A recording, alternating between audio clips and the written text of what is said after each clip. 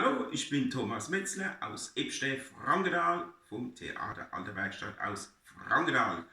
Und ich habe ein Gedicht mitgebracht über das Theater, aber ganz lang her ist es. Das hat Ludwig Hartmann aus Ludwigshafen aufgeschrieben. Wollt ihr das hören? Ihr kennt ja auf Stopp drücken, ich lese es trotzdem vor. Alle. Zwei Bauersleit mit Namen Schar und Peter spannen heut mal an.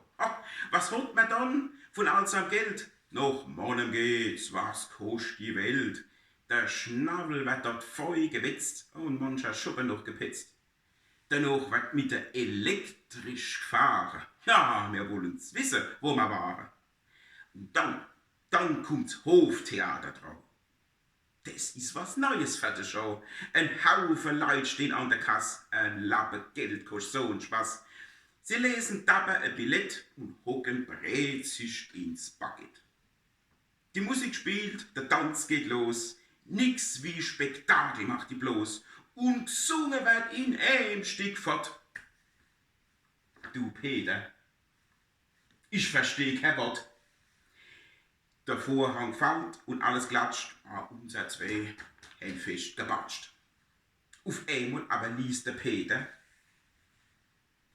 Der zweite Akt spielt 3 Jahre später. Was? Kreischte Schau.